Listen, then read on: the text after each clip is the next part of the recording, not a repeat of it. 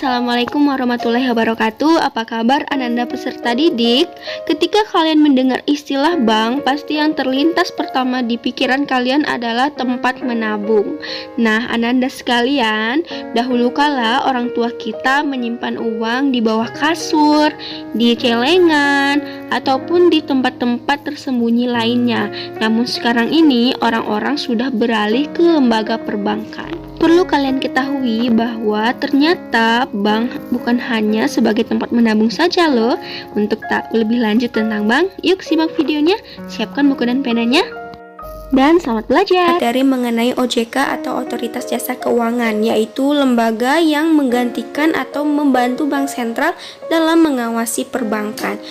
Nah, hari ini kita akan membahas materi kedua, yaitu mengenai lembaga jasa keuangan perbankan.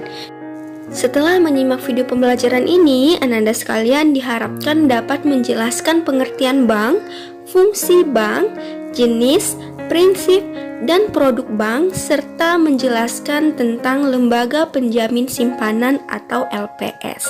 Yuk kita bahas satu persatu.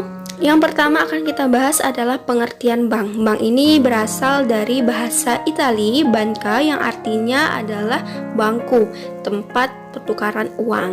Nah, ada banyak sekali definisi tentang bank, namun intinya ada dua, yaitu badan usaha yang menghimpun dana dari masyarakat dan juga badan usaha yang menyalurkan dana kepada masyarakat dalam bentuk kredit. Sehingga ketika kita gabungkan kedua definisi ini, maka didapatlah pengertian bank, yaitu badan usaha yang menghimpun dana dari masyarakat dalam bentuk simpanan dan menyalurkannya kepada masyarakat dalam bentuk kredit atau bentuk-bentuk lainnya dalam rangka meningkatkan taraf hidup rakyat banyak.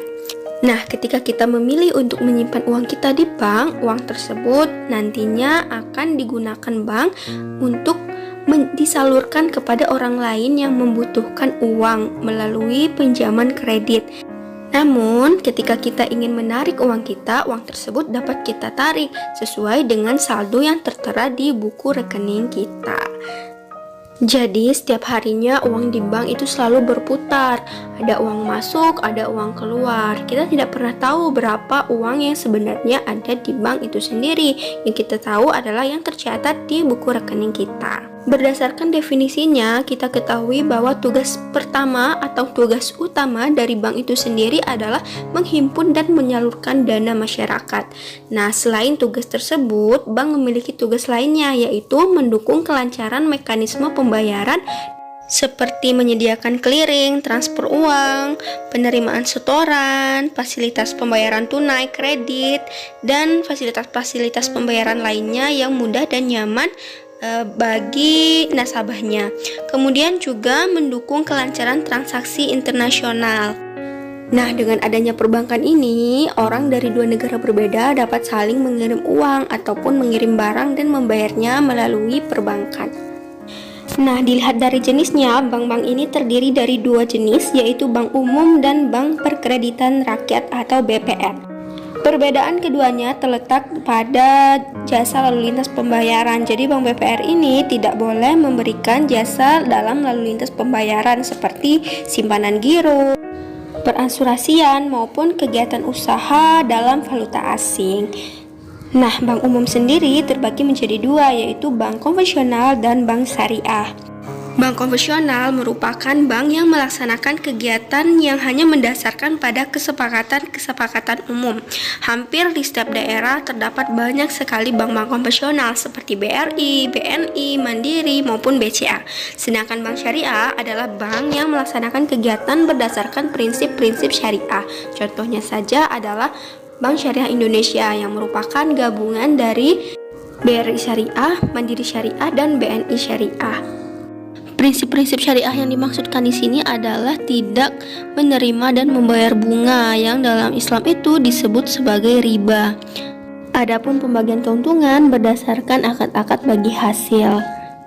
Untuk produk-produk bank konvensional sendiri terdiri dari produk penghimpun dana seperti simpanan giro, deposito, dan tabungan, serta produk penyaluran dana seperti kredit, penerbitan kartu kredit, jual beli surat berharga, penyertaan modal maupun travel check. Sedangkan bank syariah sendiri Mekanisme operasional perbankannya menggunakan peranti-peranti keuangan yang mendasarkan pada prinsip-prinsip bagi hasil. Produk-produk tersebut terdiri dari al-wadiyah amanah, al-wadiyah damanah, al-mudharabah, al-musyarakah, al-murabahah, dan al-ijarah. Al-wadiyah amanah sama dengan tabungan bank biasa, sedangkan al-wadiyah damanah ini sama dengan deposito. Bedanya apa? Bedanya tanpa ada unsur bunga atau riba. Kesepakatan dilakukan di awal transaksi. Untuk pembahasan lebih jauh tentang bank syariah nanti akan Ibu buatkan video tersendiri. Kemudian selanjutnya kita masuk ke Bank Perkreditan Rakyat atau BPR. Seperti dikatakan sebelumnya bahwa BPR ini merupakan bank yang melaksanakan kegiatan usaha konvensional ataupun berdasarkan prinsip syariah tanpa adanya jasa lalu lintas pembayaran. Lalu apa yang dilaksanakan BPR ini? Tugas utamanya adalah simpan pinjam. Nah, BPR sendiri di Indonesia ada banyak sekali, hampir 1000 BPR yang ada di Indonesia, yang diantaranya merupakan perusahaan daerah, koperasi, dan juga perseroan terbatas. Untuk pendirian BPR sendiri harus memiliki modal minimum sebanyak 6 miliar rupiah.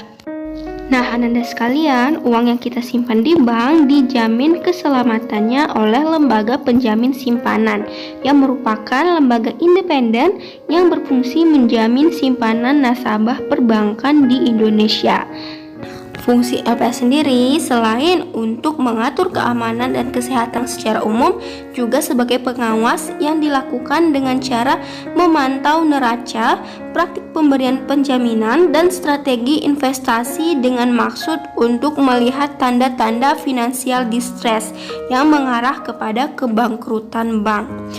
Oleh sebab itu, keberadaan lembaga penjamin simpanan sebagai bagian dari sistem perbankan menjadi sangat penting guna mencegah kepanikan nasabah dengan jalan meyakinkan nasabah tentang keamanan simpanan sekalipun kondisi keuangan bank memburuk. Jadi buat kalian yang ingin memulai menyimpan uangnya di bank, jangan khawatir karena sudah dilindungi oleh LPS.